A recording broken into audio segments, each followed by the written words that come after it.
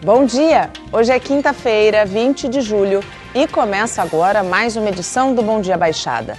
Eu sou Natalina Nini e vamos juntos até às 9 horas da manhã. Diz o Estatuto da Criança e do Adolescente que é dever da família, da comunidade, da sociedade em geral e do poder público assegurar com absoluta prioridade a efetivação dos direitos referentes à saúde, à vida, à alimentação, à educação, ao esporte, ao lazer, à profissionalização, à cultura, à dignidade, ao respeito, à liberdade e à convivência familiar e comunitária das crianças e dos adolescentes. Neste mês, o ECA, este importante documento, completa 27 anos. Os avanços e os desafios são o tema do programa desta quinta-feira. Hoje comigo, Edmir Santos Nascimento, presidente do Conselho Municipal dos Direitos da Criança e do Adolescente de Santos. Edmir, seja muito bem-vindo ao nosso programa. Muito bom dia. Bom dia, Nathalie. Bom dia, doutor Mário. Bom dia aos telespectadores da TV Santa Cecília. E também Mário Henrique Gomes da Silva, presidente da Comissão dos Direitos da Criança e do Adolescente da OAB Santos. Você que acompanha o programa pode participar pelo nosso WhatsApp, que está aí na tela, é o 13988779496. Doutor Mário, seja muito bem-vindo ao nosso programa. Muito obrigado, Nathalie. Bom dia, um prazer estar aqui. Bom dia, Edmir. Também é uma satisfação imensa estar com o Edmir, esse grande conhecedor aí dos direitos da criança e do adolescente. E bom dia a todos os nossos telespectadores aí. Com certeza temos muito a debater nesta quinta-feira a respeito do Estatuto da Criança e do Adolescente. A minha primeira pergunta, já são 27 anos, quase aí 3 décadas do ECA. Eu lembro que quando ele foi criado, eu tinha 10 anos e foi uma grande revolução o lançamento desse documento, dessa apostila. A gente pode dizer que em quase 3 décadas a sociedade conhece o ECA ou é ainda um desafio, Edmir? Na verdade, a sociedade conhece o ECA, né? Mas ainda é um desafio divulgar ainda mais o ECA. O ECA é realmente o paradigma, o modelo que a gente esperava para garantir os direitos da criança e do adolescente, tornando-as sujeitos de direito. Rompendo com o Código de Menores, né? Em 1979 foi criado o Código de Menores. O ECA, quando tratava a criança como objeto, e o ECA, a partir de 1990, uma conquista da sociedade, uma mobilização da sociedade. Participaram muitas organizações, meninos e meninas de rua, Pastoral do Menor, aldeias, enfim, várias organizações se mobilizaram para que a gente conseguisse ter uma lei que realmente garantisse o direito, até porque o Brasil se tornou signatário do direito internacional dos direitos da criança e adolescente, que a ONU, que em 1989 acabou declarando esse direito internacional. E o Brasil se tornou signatário. E ele tinha que regulamentar isso, e o ECA veio regulamentar o direito internacional dos direitos da criança e adolescente. Do ponto de vista legal, doutor Mário, o que representa o ECA? O ECA, como o Edmir falou, eu acho que é um dos mais importantes documentos de garantia dos direitos da criança e do adolescente. Eu acho que com a vinda do ECA aqui para a nossa legislação, muitas outras garantias de direito acabaram sendo instituídas. Como, por exemplo, vamos dar um exemplo para quem está em casa. O que o ECA trouxe de direito a mais que antes não existia para as nossas crianças e adolescentes?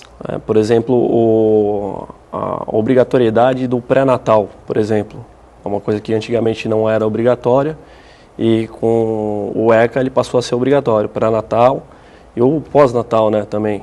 Isso é uma coisa muito importante e que a gente briga muito hoje para fazer com que muitas famílias façam, né, realizam o pré-natal, porque é muito fácil a gente visualizar isso na nossa família, sim, né, com as pessoas que a gente convive, a gente sabe a importância, mas muitas famílias, principalmente as de baixa renda, elas não têm essa consciência. Não têm consciência e não sabem a importância disso para a futura vida que está para chegar, né, Edmir? E outros direitos também importantes, por exemplo, a creche passou a ser um direito das crianças. Até então a creche não é. Existe ainda muita carência de vagas de creche, mas se avançou muito com relação a isso. Né? Antes muitas mães acabavam deixando os seus empregos e vivendo numa situação ainda mais complicada em virtude desse direito não adquirido, sem dúvida. Então foi uma grande conquista, sobretudo na nossa cidade de Santos. Conseguimos avançar muito com relação ainda. Há muito a ser feito com relação a isso. Mas as creches hoje é uma realidade. É evidente que a gente precisa, inclusive, de creche de período integral.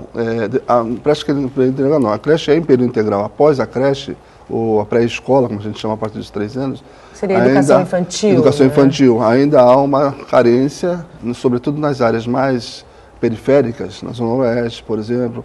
Então, existe muita carência de período integral. Né? Mas até porque hoje as mulheres, assim como os homens, trabalham o dia todo, né? O dia todo. Praticamente todo mundo na casa trabalha. Né? Então, antigamente a avó ficava, a tia ficava, mas hoje praticamente sai todo mundo para trabalhar na casa. Edmir, além dessa questão da conquista tanto do pré-natal quanto da creche, na nossa região, o que de mais importante o ECA trouxe para as nossas crianças e adolescentes? Eu acho que o importante, que a gente pode destacar também, é a questão do ensino, por exemplo, fundamental, que é um ensino obrigatório para todas as crianças. Então, há vaga para todas as crianças. Há vagas, isso é importante que isso fique claro. Há vagas para todas as crianças no município de Santos, no ensino fundamental. O ensino médio também, há vagas também para todas as crianças. E antigamente tinha uma dificuldade maior, né? Hoje o que acontece às vezes é de não ter vaga muito próxima da casa da criança. Sim. Mas mesmo assim, se for acima de 2 quilômetros, o passe é garantido.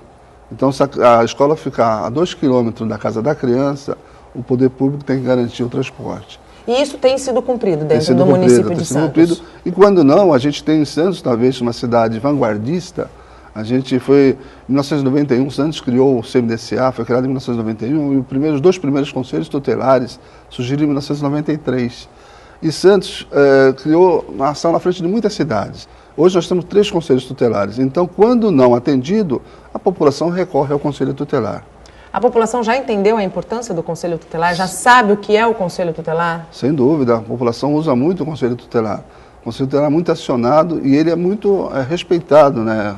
Aquela papel dele de autoridade é reconhecida. Na verdade, o Conselho Tutelar é os olhos do juiz na comunidade. Então, quando há alguma coisa, alguma carência, a sociedade deve sim recorrer ao Conselho Tutelar, né? Garantir os seus direitos. Como que a comissão, doutor Mário, atua para que os direitos da criança e do adolescente sejam respeitados? Olha, na verdade essa comissão ela está trazendo mais informação para os advogados, que muitos advogados não atuam nessa área da infância e do adolescente. Eles costumam atuar mais na área da família, que é um pouquinho diferente. Direito de família, né? Mas não questão de família. Né? Aliás, a gente sofre da carência de varas especializadas, né? Extremamente, extremamente. Aqui em Santos, não, nós, graças a Deus, como o Edmir falou, nós somos um município vanguardista, nós temos aí uma vara especializada, estamos muito bem representados hoje pelo Dr. Evandro e Dr. Camelo, à frente da... Dois grandes juízes. O Dr. Camelo é o promotor. O promotor público, e o Dr. Evandro, o juiz. Nosso juiz da vara da infância. Eles têm se especializado, são, se não me engano, acho que 20 anos já. Sim. Que eles estão aí. Sim. Atuando, então realmente isso faz a diferença, porque eles estão atuando especificamente nesse assunto, violação de direitos e garantias da criança e do adolescente. Isso é muito importante, não são juízes como em outras comarcas que têm que lidar com direito de família, direito situação de violação de direito da criança e do adolescente. Então isso é muito importante, a especialização. E infelizmente o nosso Brasil é muito grande. E por que disso? Por que a gente, vocês que estão diretamente ligados à questão da defesa da criança e do adolescente, por que é tão difícil a implementação de varas e juizados especiais? Uma vez que a gente vê a necessidade de usar, inclusive, essas instituições para a divulgação dos direitos? Eu vejo assim, há uma carência, inclusive, de recursos no judiciário.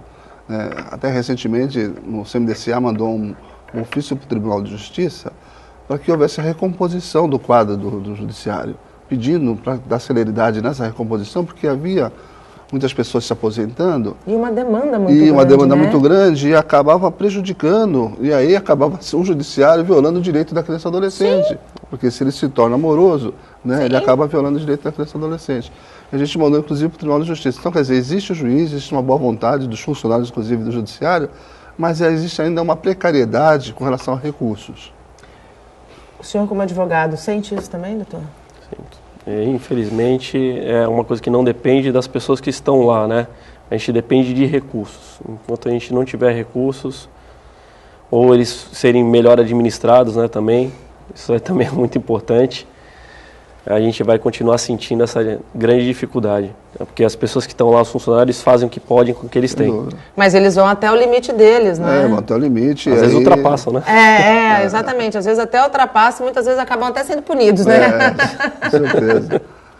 Por não trabalhar, por falta de recursos, ou poder atrasar, acaba recaindo sobre eles também um pouco dessa responsabilidade de alguma violação também. Quais são os principais desafios que ainda precisam ser vencidos, Edmir? Então, acho que os desafios que precisam ser vencidos, a gente precisa otimizar recursos, né? Então, acho que eu estava até conversando com o Mário, a gente tem conversado muito a respeito, a gente tem conversado muito isso no Conselho da Criança, uma maior integração da rede, né? A rede é ainda um pouco desintegrada, precisa ampliar. Acho que a rede ainda não é integrada. Não é integrada, é muito pouco o que a gente tem de integração na rede. E a gente, às vezes, acaba sobrepondo ações. Sim. Né? Então, a gente pode... E aí falta recurso, será que aquele recurso não está sendo utilizado em duplicidade, em triplicidade? Num caso, no atendimento, quer dizer, a gente deixa de atender, às vezes, com qualidade, porque a gente acaba tratando 2, 3 pessoas daquele caso. Então, uma pesquisa que teve no centro da cidade uma vez, e as famílias foram querer saber porque as famílias não eram promovidas, não saíram daquela condição ali, daquela área de cortiço e tal, que moravam ali, naquela condição ali de violação de direito de criança, de negligência e tal. E aí eles foram descobrir que aquelas famílias tinham várias pessoas atuando na vida daquelas famílias. A assistência, a saúde, o conselho tutelar, a escola, e cada um manda para um lado. Aí a família se cansa e larga tudo e, sabe, não... Não seria, de repente, o momento da gente parar as instituições que trabalham, né, em prol da garantia dos direitos da criança e do adolescente, criar um plano? Sim. Criar um plano comunitário de ação em prol dessa criança e do adolescente aqui em Santos? Isso vem sendo feito pelo poder público, né? O Edmir está aí para falar sobre o CMDCA. Justamente quando foi visualizada essa situação, os órgãos, a rede começou a se conversar mais, né? E ver o que está sendo feito na assistência, o que está sendo feito na saúde, na educação, e eles começaram a se ajudar. Há muito trabalho a ser feito ainda, né? A gente precisa levar mais informação para todos os órgãos da rede. Às vezes o que um órgão da prefeitura faz, por exemplo, o que a assistência faz, não sabe o que a educação está fazendo. Ou seja, precisa haver uma comunicação linear para que o objetivo proposto seja alcançado. Isso, até aproveitando esse gancho, nós temos uma resolução criada pelo CMDCA, porque o CMDCA tem esse papel de criar essas normativas, essas resoluções normativas. E a gente tem uma criada há mais de 10 anos chamada Rede Família, assinada por 9 conselhos, inclusive. Todos os conselhos da assistência, da saúde, da educação, da cultura, do esporte, do deficiente, da mulher, com mulher, todos eles assinaram em prol de um trabalho integrado para a família. E esses dias nós estamos discutindo o recurso do Fundo da Criança, o CMDCA recebe recursos de destinação ao Fundo da Criança e Adolescente, vindo de pessoas da sociedade civil das empresas. E com esse dinheiro a gente acaba aplicando em projetos. Sim. E um projeto que há também uns 6, 7 anos que a gente investiu, R$300 mil, para a criação de um programa de computador, programa que integrasse todo o serviço, e aí você digitasse ali o nome da criança, ia saber onde que ela está frequentando na rede de proteção. Para você até não sobrepor.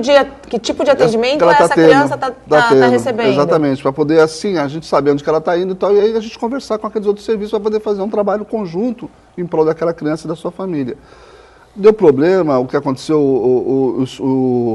os programas foram evoluindo, e um programa depois da assistência não conversava com o da saúde ou com o da educação e tal, e aí a gente acabou obsoletando quase aquele programa. E a gente cobrou, né, do poder público, a gente investiu R$300 mil e a gente quer esse programa. Claro. Até com a força a ajuda do Ministério Público também.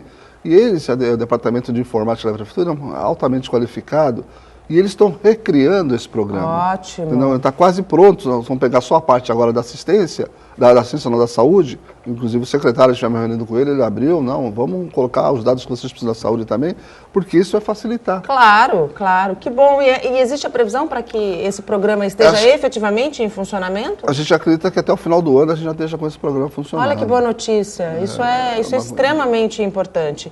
E agora a gente vai fazer uma pausa no bate-papo para falar sobre uma ação muito bacana que já faz parte do calendário da cidade e tem data definida. A Ação do Coração.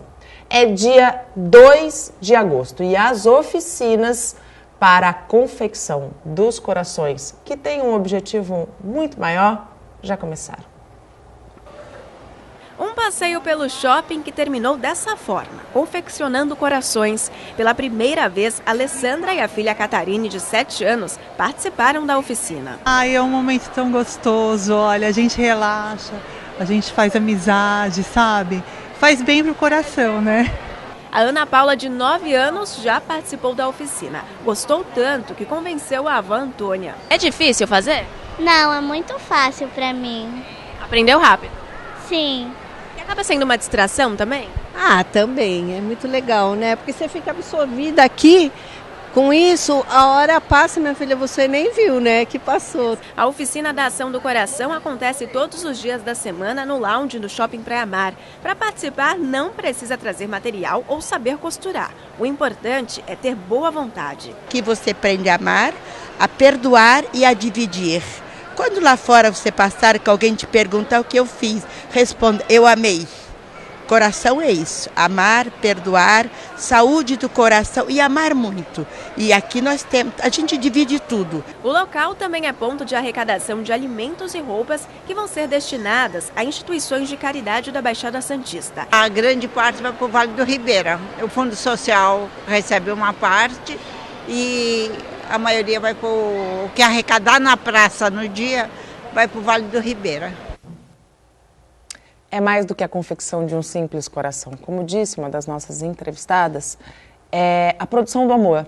Hoje a gente vive numa sociedade muito intolerante, com um limite muito baixo. E quando a gente reúne numa mesma mesa pessoas que se conhecem e que não se conhecem, para o objetivo de produzir amor, a gente está contribuindo com uma sociedade muito melhor. E a gente precisa pensar nisso porque temos aí crianças e adolescentes que são a nossa nova geração. E desde 2014, a Prefeitura de Praia Grande conta com um blog sobre adoção de animais. É um outro ato de amor, tenham certeza disso. Em 3 anos, cerca de 300 cães e gatos ganharam novos lares. Em busca de aumentar este número, a página na internet foi remodelada. São quase 100 animais entre cães e gatos de todos os tamanhos. Eles estão na Divisão de Saúde Ambiental e Proteção à Vida Animal da Prefeitura de Praia Grande. Todos foram atropelados ou abandonados. Os animais, quando chegam aqui vítima de maus tratos, normalmente, ou atropelados, eles passam pelas veterinárias, pela análise, e eles são tratados, vermifugados, castrados e colocados à adoção posteriormente. Para que esses animais ganhem um lar e uma família, há pouco mais de um ano a Prefeitura criou esse blog de adoção. Recentemente a página foi toda reformulada. Por meio de fotos, a pessoa pode ver todos os cães e gatos que estão disponíveis. Ele é atualizado semanalmente com os animais disponíveis para adoção aqui na Divisão de Saúde Ambiental. Ele tem todas as informações de como chegar, todas as informações aqui do atendimento do pessoal, né? E cada bichinho disponível, tanto cães quanto gatos. Todos estão disponíveis para adoção, eles estão lá no blog. O site é o adoçãoanimalpg.blogspot.com.br. Depois que a pessoa escolher a foto do bichinho, ela tem que vir até a sede da Divisão de Saúde Ambiental e Proteção à Vida Animal. O endereço é Rua Antônio Cândido da Silva, sem número, no bairro Vila Sônia. Se for adotar, tem que ter xerox do RG e do comprovante de residência. Aqui vai preencher a ficha de cadastro e o termo de responsabilidade e pode levar seu animalzinho. Tem alguma exigência? Tem que ser morador de Praia Grande? Não precisa ser morador da Praia Grande. De qualquer lugar a pessoa pode vir aqui munido dos documentos e adotar. Não compre, um animalzinho. Adote. O amor que ele vai poder te oferecer é igual de um cão de raça, de um cão sem raça definida. Os animais, eles vivem menos porque eles já nascem sabendo uma lição que a gente, humano, leva a vida inteira para aprender e às vezes não aprende, que é o que a gente está falando desde o primeiro bloco, o amor. A Divisão de Saúde Ambiental e Proteção à Vida Animal de Praia Grande funciona das 9 da manhã até as 4 horas da tarde. E voltamos a falar do Estatuto da Criança e do Adolescente. Este mês, o ECA completa 27 anos. Hoje comigo, Edmir Santos Nascimento, presidente do Conselho Municipal dos Direitos da Criança e do Adolescente, e Mário Henrique Gomes da Silva, presidente da Comissão dos Direitos da Criança e do Adolescente da OAB Santos. Você pode participar pelo nosso WhatsApp, é o 13988779496. Edmir, uma das frentes de combate do ECA é o trabalho infantil. Os números vêm diminuindo, né? Nós temos aí, em um período de diminuição de quase 3,5 milhões para 2,7 milhões crianças no país todo, mas ainda é um número muito grande, né? Houve a diminuição, mas o desafio continua tremendo. Como resolver esse problema? Então, a exploração do trabalho infantil, acho que a nível de Brasil, esses números são altos, porque também tinha muita criança na lavoura, carvoaria, essas coisas todas. Na área mais urbana, assim, nos grandes centros, é outro tipo de exploração desse trabalho infantil, que são a questão dos semáforos, dos malabares, né? Aí a gente encontra crianças também no narcotráfico, enfim, estão sendo exploradas no trabalho infantil, das mais variadas formas, sendo essas as mais perversas, que é a exploração sexual, a do tráfico e a questão também da trabalho doméstico, como se fosse empregada doméstica, né? E aí, assim, uma das formas para a gente atender esses casos do trabalho infantil é atender as demandas da família, porque que acaba muitas vezes essas famílias se tornando disfuncional, ou seja, o menino passa a ser o provedor, né? Ele passa os pais desempregados ou fazendo bico, ele acaba complementando a subsistência da família com o trabalho que ele leva da rua, muitas vezes. Por isso ele é explorado. Mas é explorado por quê? Porque os pais também são explorados, né? Porque os pais não têm dignidade, não têm trabalho, não têm uma subsistência. Infelizmente, essa é uma dificuldade muito grande. Acaba que é um ciclo vicioso, né? Exatamente. Um ciclo vicioso, perigoso.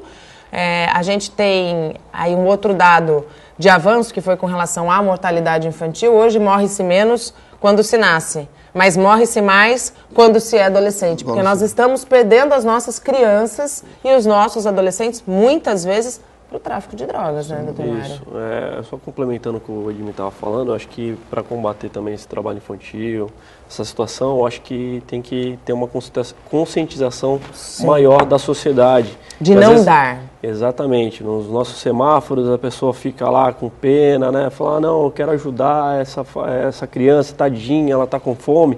E ela se aproveita disso, não sai do semáforo porque ela sabe que ali ela vai conseguir o que ela precisa, né? Que é o dinheiro para, às vezes, prover a subsistência. Aquela criança ela passa a ser a provedora do lar, como o Edmir falou, e os serviços não conseguem atuar para auxiliar e ajudar essa família a construir alguma coisa. Então isso é muito importante. Se você está no semáforo, você vê uma criança, você tem que ligar para o telefone da urgência social, que a equipe de rua vai até o local e para conversar e fazer o atendimento dessa família. Então isso é muito importante mesmo. Aqui em Santos, a gente vê com bastante frequência nos semáforos crianças e adolescentes com plaquinhas, né, de por favor me ajude a comer, né? A orientação realmente é a que o Dr. Mário falou, não contribua com isso, né? Porque contribuindo a gente está mantendo eles ali, né?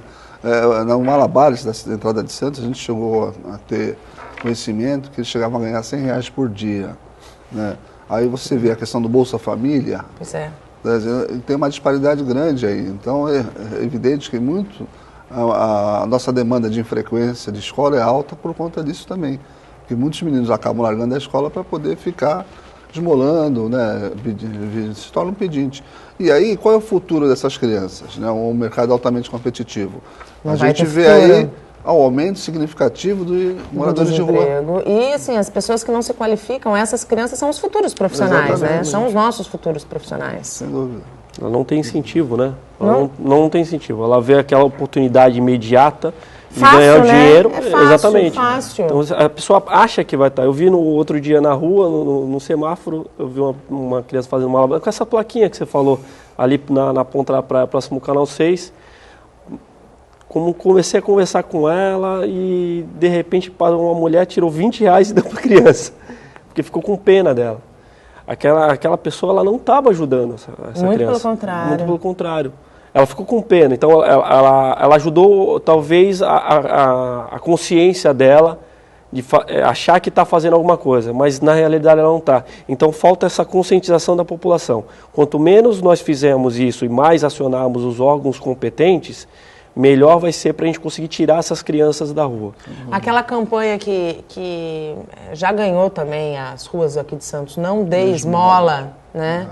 É uma campanha que traz resultado? Traz resultado porque essa é a forma de conscientizar as pessoas de que não é dando dinheiro, é dando apoio, orientando, caminhando. Né? Você vê aquelas, na época da temporada, aquelas mães ficam no Gonzaga, aquelas crianças no colo ali sentadas. Gente. Nós também tivemos a informação, em certa ocasião, de que uma mãe daquela chegou a ganhar R$200 num dia. Quer dizer, então, assim, vai estimulando. E acaba que indiretamente isso é uma exploração. Exploração. Né? A mãe explorando aquela criança. Né? Exatamente. É o instrumento dela para ela ganhar o dinheiro. A criança fica exposta ali, né, ao relento, à intempérie, quer dizer. E aí a criança está sofrendo ali. Então ela usa a criança para... Isso é um crime até considerado um crime de comiseração, né? Exatamente. A mãe pode ser, inclusive, punida, né? Enquadrada. É um crime de comiseração. Então, assim, a sociedade precisa estar consciente de que o papel dela não é esse. O Estatuto fala, é dever da família, da comunidade, da sociedade e do Estado. E aí a delação, às vezes, ao Conselho Tutelar é a forma de a gente comunicar. Está acontecendo isso em tal lugar com essa família. Essa delação não é no sentido do Conselho Tutelar vai pegar essa criança, vai punir essa família. Não, ele vai ajudar. Mas ele precisa ser informado. Então, as pessoas precisam também denunciar mais. Né, porque o Conselho Tutelar vai estar de olho nessa criança e ele é o único órgão, né, que pode, nesse momento, estar ajudando essa família, essa criança. Os nossos conselhos tutelares, perdão, doutor Mário, os nossos conselhos tutelares, eles estão estruturados? Estão muito estruturados. Santos é um dos poucos lugares do Brasil que usa o programa CIPIA, que é o Sistema para a Infância e Adolescência, que foi criado pelo governo federal. É um dos poucos lugares do Brasil que tem esses dados tabulados, todo registrado dos atendimentos que eles fazem. E Santos investiu no mandato passado, colocando fibra ótica nos 3 conselhos, para dar celeridade na velocidade nos computadores. É evidente, precisa de manutenção dos computadores, isso ocorre também, né, vai desatualizando e tal, mas essa parte da assistência de recursos, Santos tem um apoio. E os dados deles são significativos para o Conselho da Criança. Eles semestralmente, os Conselhos Tutelares de Santos, eles imprimem uns relatórios das demandas do semestre. Encaminha para o CMDCA, encaminha para o Ministério Público, encaminha para o Legislativo e para o Executivo. E o Santos também é um dos conselhos também que cumpre uma prerrogativa que o Estatuto dá ao Conselho de assessorar o Executivo na elaboração do orçamento público. Porque com os dados, ele consegue ajudar a apontar para o poder público onde precisa fazer investimento. E esse ano é o ano do PPA, é o Plano Plurianual que está sendo discutido esse ano. E graças às informações prestadas pelo Conselho Tutelar, o CMDCA já fez uma investida nisso, né? Já apresentou para o poder público, numa reunião que a gente fez com os secretários, quais as demandas, as lacunas na política de atendimento. Quer dizer, então, a gente já mandou para eles, mandamos para o Legislativo, para poder o Legislativo aprova o orçamento, para poder garantir, porque o lugar da criança é no orçamento. Sem recurso, a gente não consegue atender. Sim, exatamente. Pode fazer sua consideração, doutor.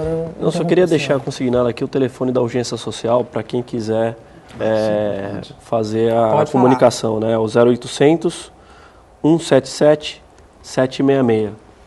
Então, Vamos fazer esse crédito que é muito importante, por favor, é o 0800 177 766. Ao longo aqui da nossa discussão, eu gostaria de pedir para a produção deixar aí na nossa tela, em alguns momentos, Disque Urgência Social. Você que vê uma criança num semáforo, você que vê uma criança fazendo malabares, ligue para este telefone. Não é dando dinheiro, não é dando esmola que você vai estar ajudando. Você vai ajudar se você ligar para esse telefone, e as pessoas que vão até o local que você fizer a denúncia é que vão começar a ajudar essa criança e essa família. Aproveitando, nós temos esse recurso da busca das crianças que estão sendo exploradas. Quando você liga para esse telefone, é acionada uma equipe, que é chamada de equipe de abordagem, ela vai no local. Só que aí há uma carência também de recurso. Nós só temos uma equipe para a cidade de Santos. Isso que eu ia perguntar, isso é suficiente? Não é suficiente. Né? Quer dizer, precisa no mínimo de 2 equipes para trabalhar. Tem a Zona Oeste, tem a Zona Central, tem a Zona Leste, enfim. Ela não pode atender 2 lugares ao mesmo tempo. Sim. E aí, a partir das 10 horas, a gente não tem um atendimento, fica só um plantão da prefeitura para atender casos mais ligados à questão da exploração sexual. Mas a gente também precisa de uma equipe dessa, né? Uma equipe especializada no trabalho de abordagem da exploração sexual. E isso está dentro desse plano que vocês estão elaborando? Está dentro do plano que a gente propôs, né? A gente propôs dentro desse plano a ampliação dessa equipe de abordagem e também da questão da exploração sexual. O telefone vai ficar aí até a gente chamar o break, é o Disque Urgência Social 0800 177 766. Você que está assistindo o Bom Dia Baixada, anote este telefone, porque não é raro a gente vê situações de criança em semáforos pedindo dinheiro, fazendo malabares com plaquinhas. Isso não é o futuro que a gente quer para as nossas crianças. A gente precisa trabalhar por uma sociedade mais justa, e isso vai desde a base dessa criança, né? Muito do que acontece e do que a gente vê, o problema está na raiz, né, Edmir? As demandas maiores que a gente tem apresentadas pelos conselhos tutelares realmente são relacionadas à família, causa e efeito. Então você precisa tratar da família para poder essa família proteger essa criança. Senão você fica só na criança, tentando, através da criança, resolver o problema da família. Não precisa tratar dessa família. Então, todos os 3 conselhos, a gente tem, através do CEPIA, mensurado. Hoje são quantos conselheiros tutelares? Não, são 15, são 3 conselhos, cada conselho tem 5 conselheiros. São 3 bases que a gente tem, Zona Noroeste, Zona Leste e Zona Central. E a cidade toda está coberta. E aí, as demandas, todos os 3 conselhos, é impressionante. É a questão relacionada à convivência familiar e comunitária. Então, se a gente não tiver, e as políticas são frágeis, que nós temos hoje na cidade, para atender essas demandas da família. E não, em todos os níveis sociais, todas as camadas sociais têm problema com a família. A mais pobre, a intermediária, até na família mais abastada. Então, a gente tem que ter políticas públicas eficientes e eficazes no atendimento às famílias. Essas políticas ainda talvez sejam o nosso maior desafio, né? O nosso maior desafio, mas é o que a gente estava conversando. Quanto mais informação a gente levar, melhor a gente vai transformar as políticas públicas. Eu acho que Santos está muito na frente, né, das cidades aqui da Baixada. Acho que não dá nem para comparar com qualquer outra cidade do nosso litoral, né, infelizmente. Tanto que na questão do trabalho infantil, como a gente está falando, muitas das crianças que são abordadas... Não são de Santos. Não são de Santos. Não são de Santos, é verdade. Muitas de São Vicente, Guarujá, Vicente Carvalho, Praia Grande... E ainda pegando esse gancho, a gente sempre fala aqui que nós não somos uma cidade, nós somos uma região metropolitana. Né? Existe alguma expectativa de se pensar esta problemática? Porque Santos está avançado, mas as outras demais cidades, ainda precisam avançar ainda mais.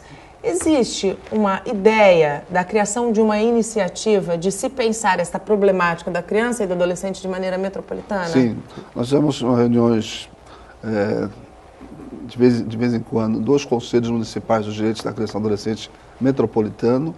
Já tivemos uma conversa com a GEM, né? Já chamamos uma reunião com a GEM, junto com a SERIC, que é a Secretaria de Cidadania da Prefeitura de Santos, para poder trabalhar essa questão de forma regional.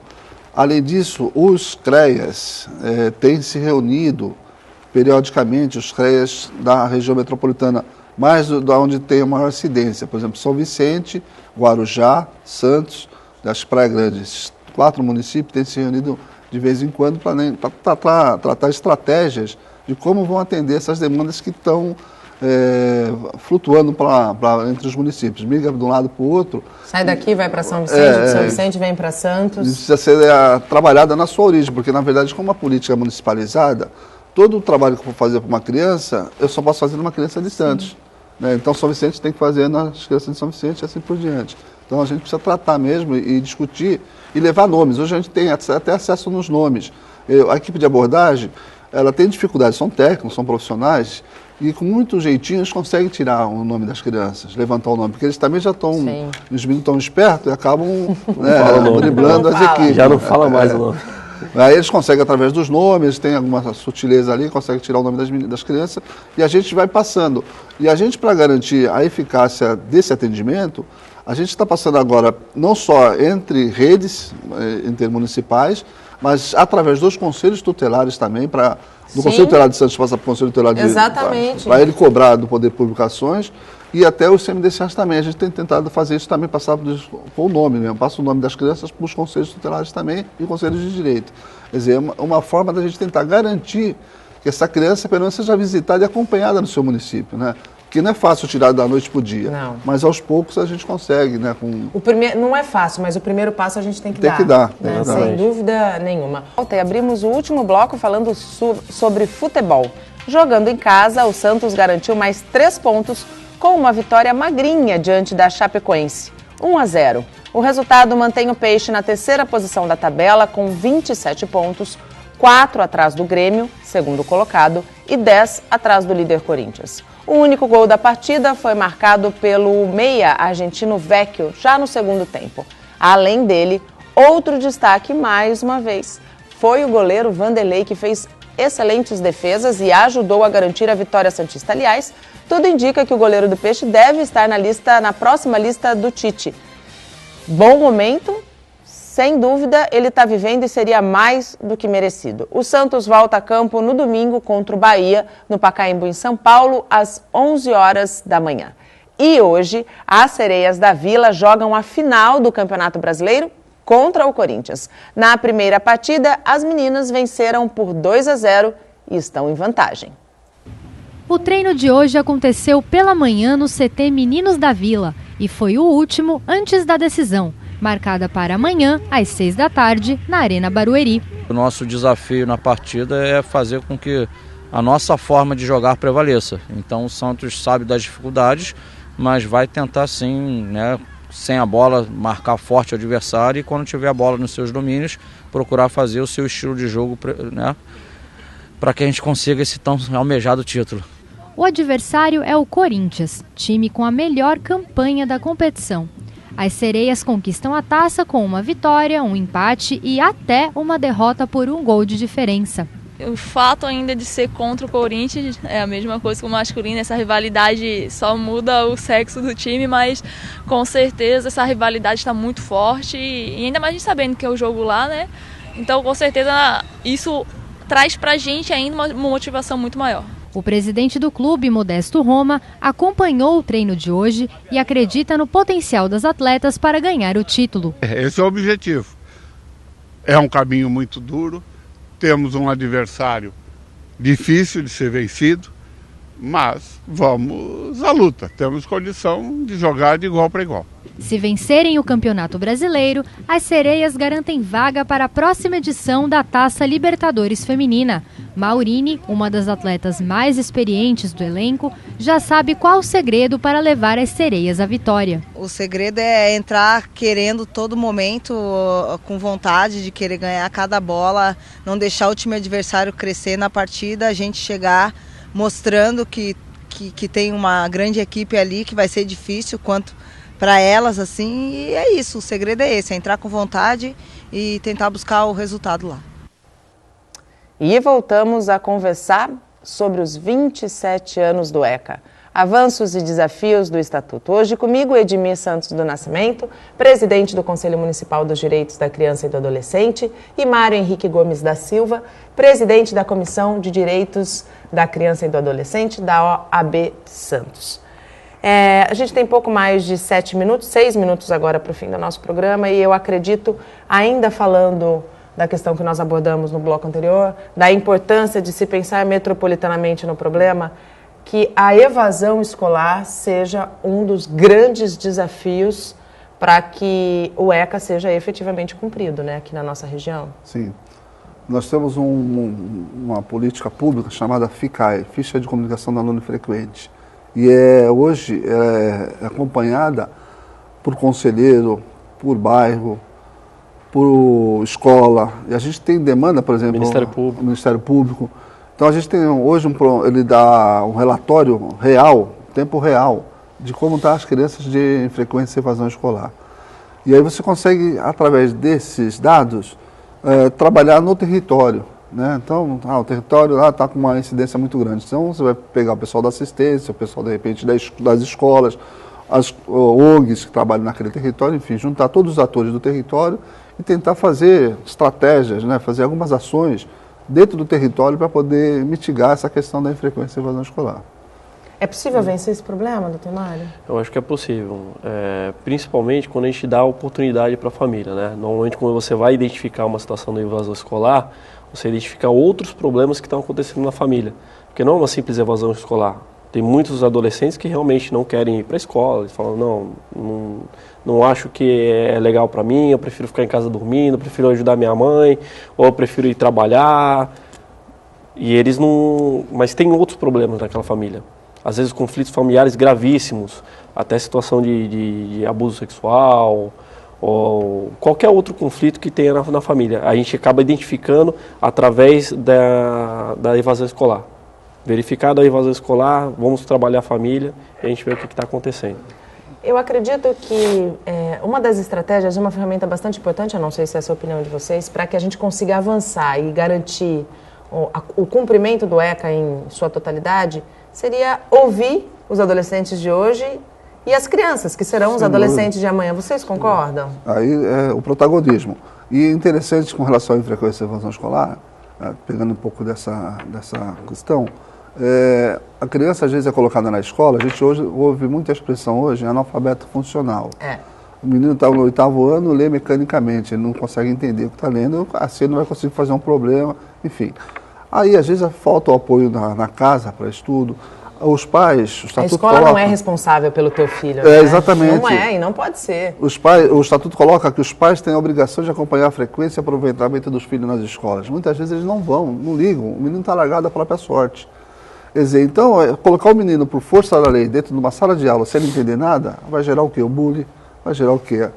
É uma violência contra o menino. Claro. Então, assim, o Estado também precisa, e a gente tem discutido isso, repensar a questão da subjetividade. Cada menino tem uma dificuldade diferente da outra. Quer dizer, então a gente precisa... Cada ser humano é único, né? É único. Exatamente. A Escola da Ponte, lá em Portugal, a gente tem falado isso. Pô, lá foi uma estratégia que eles arrumaram para poder atender aquelas crianças que não queriam estudar. Hoje tem um índice muito alto de evasão no ensino médio.